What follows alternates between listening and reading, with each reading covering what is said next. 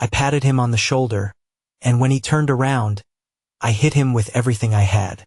I struck from the soles of my boots, putting all 90 kilograms into it. I felt his nose crunch and blood flow, and when he raised his hands to his face, I punched him in the stomach, forcing a loud oof from him as he doubled over. Another blow to the side of his head, and he fell to the ground. I thought about kicking his ass half a dozen times, but then I thought, what the hell? He got the message. I turned to Darcy and said, "Looks like I broke his nose. Maybe you can kiss it better." Then I turned and walked away from the woman who wore my wedding ring and the man who was my best friend. It was Darcy's sister's birthday party, and it was held at Barney's roadside establishment. We pushed a few tables together, drank, and danced to the live music of the band, and everyone was having a great time. We had been there for just over 2 hours when something caught my attention. My girlfriend Darcy was dancing with my best friend Mark, and although this in itself wasn't new, what caught my eye was his hand sliding down her back and resting on her butt, and she didn't push it away or say anything to him. Then I noticed Mark's leg pressing against Darcy's leg, and again she did nothing. By that time, both of them had piqued my interest, and I moved to have a better view of them while pretending to talk to the others at the table. The music stopped, and it took them a few seconds to realize it and separate from each other. They returned to the table, and although they sat on opposite sides, for chairs apart, I noticed they kept glancing at each other. During the next song, I danced with Darcy and, holding her, asked, "Is everything okay?" "Yes, why? You seem a little distant tonight. Like your thoughts are somewhere else, or you have something on your mind." "It's just your imagination, baby. I'm fine, honestly." We stayed on the dance floor for 3 songs and then returned to the table. A couple of minutes later, Mark asked Darcy to dance, and I kept my eyes on them. They were dancing close again, and his hand ended up on her butt. This time, Darcy must have said something because he quickly pulled his hand away and gave a quick glance in my direction. Half an hour later, Darcy got up to go to the restroom, and about a minute later, Mark got up and followed her. That night, I had seen enough to become suspicious, so I waited a couple of minutes, then got up and headed to the restroom. Mark wasn't there, and since we wouldn't have passed each other if he had gone back to the table, it meant he must have gone out the back door. Reaching for the doorknob, I suddenly realized that if Mark and Darcy were up to something, my exit through the back door would alert them and give them a chance to separate and then tell me they just went outside to get away from the cigarette smoke and breathe some fresh air. I went back through the bar, exited through the front door, and then, moving as quietly as I could, circled the building. When I came around the northeast corner of the bar, I saw them. They were hugging and kissing. They were so engrossed in each other that they didn't even hear me approach from behind. I had just finished packing all of Darcy's things that were in my apartment into garbage bags when I heard someone knocking on the front door. The key turning in the lock told me it was Darcy. I didn't look up from what I was doing when she entered, but I said, "You're just in time to take this crap out of here." I was about to throw it in the trash. "Can we talk about this?" "No. Tonight, I saw enough to understand everything I need to know. It wasn't what you think. It doesn't matter, Darcy. I saw what I saw, and that was enough. You broke Mark's nose and dislocated his jaw. He's lucky. I should have kicked him a half-dozen times and broken a couple of ribs. I've never seen you so violent before. Sometimes it's good not to see things. Now, please just take your things and go. Please, Rob. I made a stupid mistake. I drank too much and wasn't thinking clearly." "Yeah? Well, it's good I caught you making that kind of mistake before I married you, not after." "Please, Rob. It didn't mean anything, honestly. As soon as you said yes and put on my ring, you were supposed to be a one-man woman, and that one man was supposed to be me. You just showed me that I can't trust you. Just take your things and leave." Tears were streaming down her cheeks as she began to take off her wedding ring. "Keep it," I told her. "I don't want it reminding me of you. If you keep it, Mark won't have to buy you one. Consider it my wedding gift to you." She took her 2 garbage bags and headed for the door. She opened the door, turned to me and said, "I'm sorry, Rob. I love you. I really do love you, and I didn't do what you think." Then she was gone. She called me the next day and asked if I was ready to talk to her. I hung up. She made another half-dozen attempts, but I always hung up, and eventually she gave up completely. Over the next month, Mark made a dozen attempts to get me to talk to him, and finally, I told him that if he came within arm's reach of me, I'd send him to the hospital for a month. He finally got the message and stopped calling. 8 months later, Darcy and Mark got married. I had to laugh when I received the invitation. Maybe I was supposed to be the something old. As a geologist working for an oil company, I had to travel quite a bit, and some trips were long. Shortly after Mark and Darcy's wedding, I was sent on a trip to Alaska to assess the potential of a new oil field. This forced me to leave town for almost 11 months, and since I had no one to come home to, I spent all 11 months in the area. When I did have some free time, I went sightseeing either in Alaska or Canada. Did I think about Darcy on those cold nights? Yes, I did.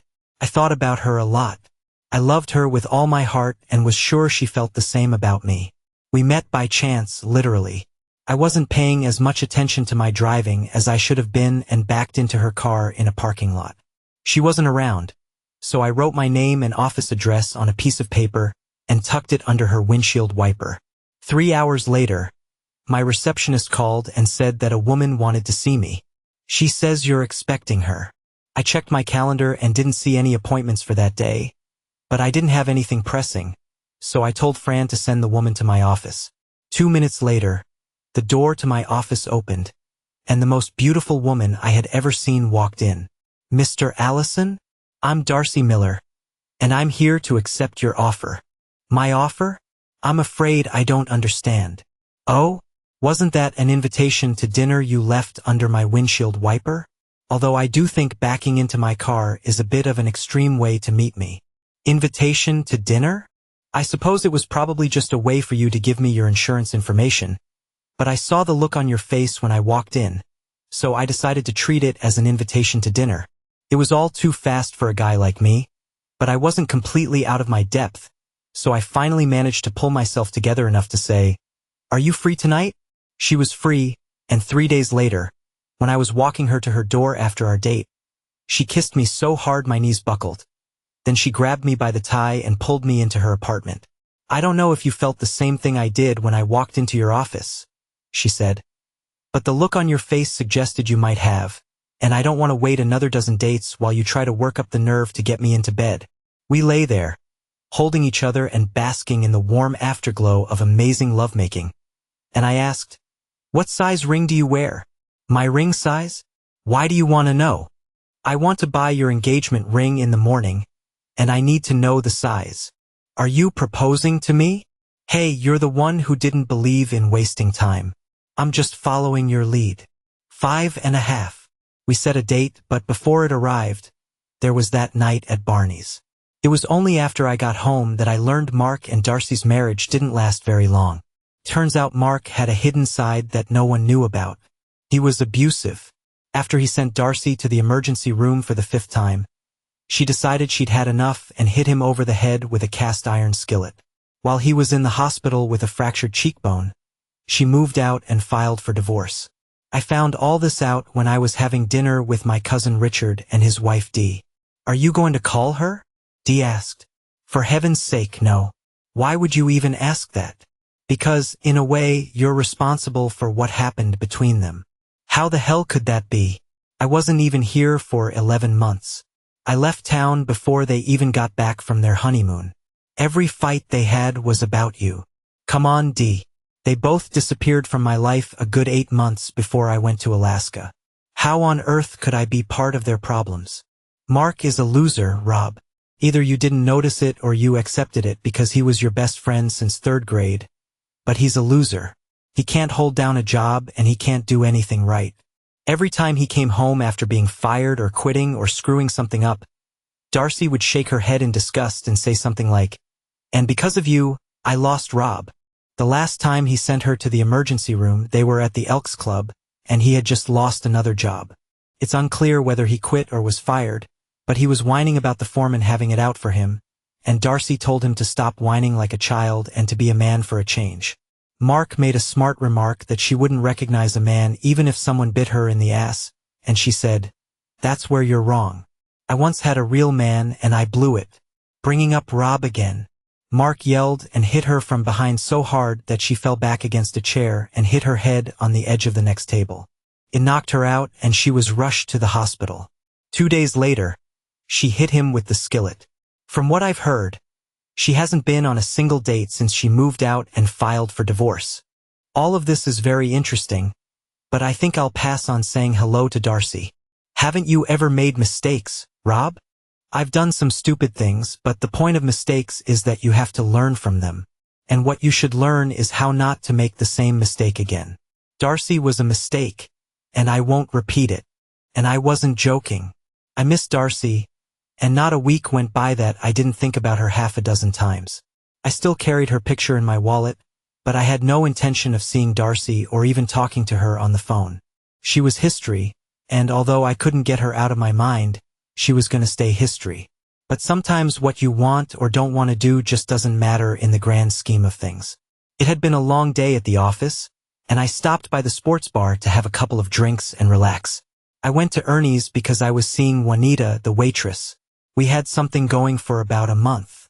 Nothing that was going anywhere, just good friends in bed.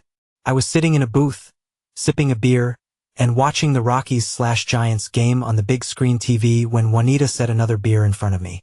A compliment from the lady at the end of the bar. I looked to the end of the bar and almost said, "That's not a lady, that's just Darcy." But I held my tongue. I didn't refuse the beer either. Darcy took my acceptance of the beer as an invitation to join me, and a couple of minutes later, she slid into the seat across from me. "How are you doing, Rob?" "I've been fine." "How was Alaska?" "Cold." She was silent for a few seconds, then asked, "Have your feelings for me softened at all?" "In what way? Do you still hate me?" "I never hated you, Darcy." "Was I disappointed in you?" "Yes, I was. But I never hated you." "I'm sorry for what happened, Rob. I really am. I've made some foolish mistakes in my life, and Mark is at the top of the list. But I swear to you, Rob, that there was never anything between me and Mark beyond what I thought was innocent flirting. I didn't know Mark saw it differently. You know Mark. He was always a touchy person. And yes, he did put his hand on my butt a couple of times. But I knew you saw it and didn't say anything. It didn't hurt anything. It was just Mark being Mark. He was always that way. That's not what I saw in the parking lot, Darcy. You never let me tell you what happened, Rob. You just assumed the worst and turned away from me. How could what I saw be anything other than what I saw? I got up and went to the restroom, and when I came out, Mark was waiting for me in the hallway. He said he needed to talk to me about something and asked me to step outside where it was quieter. When we went outside, he told me I was making a mistake marrying you, that you might not be able to love me as much as he did. He said I should break up with you and be his girlfriend. I laughed at him and told him he was crazy. He grabbed me, hugged me, and kissed me. And that's where I made a mistake. Kissed him back. I have no excuse except that I had drunk a lot, and my ego was flattered by the fact that he wanted me. Besides, what's a kiss? Then you showed up, and my life turned to crap. You married him 8 months later. You'd be surprised how many friends you have. You kicked me out, so rumors spread that I had done you wrong, and no one wanted anything to do with me. Mark wanted me and no one else cared. So when he asked me to marry him, I agreed. Another foolish mistake. I sent you the invitation in the vain hope that you would show up and stop the wedding. How would I have done that? When it came to the part where the priest asks if anyone knows why the wedding shouldn't happen, I hoped you'd be there to speak up and say, "Yes, I object because she doesn't love him, she loves me." But you didn't. It would have been true, Rob. Even when I said yes, I knew I loved you and always would. Deep down, I knew I was making a mistake by marrying Mark. I should have turned and run out of the church when they got to the part of the ceremony. "Do you, Darcy, take Mark?" But I didn't have the courage. I wasn't lying when I told you I loved you the night you kicked me out of your apartment. So, why are you telling me this now, Darcy? I want you back in my life, Rob. Even if we never go back to what we had, I need you to be a part of my life, at least as a friend. As I sat there looking at her and listening to her, I thought about some of the things she said. Mark was a touchy guy, and he and Darcy did flirt a lot. But Darcy flirted with many guys. It was in her nature. What bothered me was that kiss. The image of Mark and Darcy hugging each other stuck in my mind.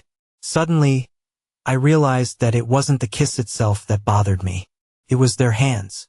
It was the way their hands held each other. Once or twice I got carried away, especially at Christmas parties where you could play under the mistletoe, but I never held the women I kissed. I never held them the way Darcy and Mark held each other. On the other hand, was I making too much of it? Was I really sure of what I saw? I was angry and furious. In my anger, did I see more in it than there really was? Could it all have happened the way Darcy claimed? Darcy sat and waited for me to say something, but what could I say? I knew that I still loved her. I knew that I missed her, but the question was whether I dared to take the risk. That kiss and those hugs would always be with me. The only thing I knew for sure was that I didn't know what to do, so I chose the easiest way out. You've given me a lot to think about, and although I'm not sure I'll ever be able to accept your version of what happened, I'll think about it. Maybe I'll call you in a couple of days. I saw the disappointment on her face, but she said, "At least it's something. It's more than I had when I came here tonight and saw you sitting here. My cell number is still the same. Feel free to call me anytime, day or night. I'm serious, Rob. I still love you and really want you back in my life." She stood up and left me sitting there, watching her walk away. I was waiting for Juanita to get off work and drive her home when she said, "Do I need to start looking for a new sex buddy?" "Why do you ask?" "I saw the way you looked at that woman who joined you in your booth. Moreover, I saw the way she looked at you. She's just someone I used to know." "Bullshit, Rob. There was something strong going on between you two, and it was obvious to anyone who can read the signs. Be honest, honey. How much time do I have?" "I'm not going anywhere." She paused and just looked at me for a moment, then said, "Yeah, you are, honey, you just don't know it yet." She slid over next to me, unzipped my pants, saying, "But you'll still be mine for a while." Once inside her apartment, she quickly undressed and said, "Hurry up, honey. I want as much time with you as I can get before you leave." "Stop saying that." "I'm not going anywhere," I replied, wondering why she was so certain of my departure. As I undressed, I also questioned why Juanita and I never interacted beyond being intimate buddies and almost immediately realized I already knew the answer. She was fun, attractive, and enjoyed being close, but I simply didn't love her. I liked her. I liked her a lot, but I didn't love her. "You know what I want, darling?" she said, and I asked her. She liked what she called half and half, and her favorite place to experience it was leaning forward over the back of the couch. The first half involved being intimate with her, while also stimulating her in another way. The second half came when she cried, "Now, baby, now," and I would switch to the other area. I followed her lead, and she responded with pleasure, encouraging me. At that moment, I had the strangest thought. I wondered why Darcy and I never tried this kind of intimacy. As soon as that thought crossed my mind, Juanita cried out and trembled with pleasure, triggering my own release. Afterward, Juanita took me to the bathroom, cleaned me up, and then gave me another intimate moment. After another round of closeness, I kissed her goodbye and headed home, to my own home. As I drove, I wondered why I started thinking about Darcy while being intimate with Juanita. I had never done that before. Since breaking up with Darcy, I had shared a bed with half a dozen women, and not once did thoughts of Darcy intrude. Then, with Darcy back in my thoughts, I started thinking about what she had said earlier at Ernie's. Was it true? Could I believe her? In my anger that night, did I give more significance to what I saw than was actually there? If we got back together, would I always wonder and, as a result, always be suspicious of her? That's what it all came down to, trust. A relationship couldn't work if, every time you were apart, you wondered what the other person might be doing. It wouldn't work if every time your partner came home late, you questioned where she had been and what she had done. It couldn't work if the other person called to cancel a date, leaving you to wonder what they were doing instead, and possibly with whom. This question loomed before me as I thought about Darcy and what she had told me. Could I trust her? Even as I asked myself this question, I knew there was only one way to find out. I slept my usual exhausted sleep, as I always did after an evening with Juanita. On my way to work, I stopped by Bob's Big Boy for breakfast, And when I got to my office, I picked up the phone, called Darcy, and asked her to meet me at Barney's roadside cafe at 6. She said she would be there. I was already seated at a table when she walked in, and I saw the look of hopeful anticipation on her face as she approached me. As soon as she sat down, I got straight to the point. "So, what do you want, Darcy?" "To meet up from time to time." "That would be great, Rob, but you know what I want. I want you back in my bed, where you belong. No commitments. Dinner and dancing would be nice, but the main thing is I want you back in my bed." "So, you're proposing a friends with benefits relationship? Call it what you want, Rob, but I need you back in my life. No commitments? None. When's a good time to call you this week?" "There's no time like now, Rob. My place, your place, a motel, your backseat, or mine. But right now is the perfect time." I tossed a tip on the table, stood up, and followed Darcy out of the bar. I have no idea how this will turn out. It will all depend on whether I can learn to trust her again. It might take some time if it happens at all. But we're both young, so we have time.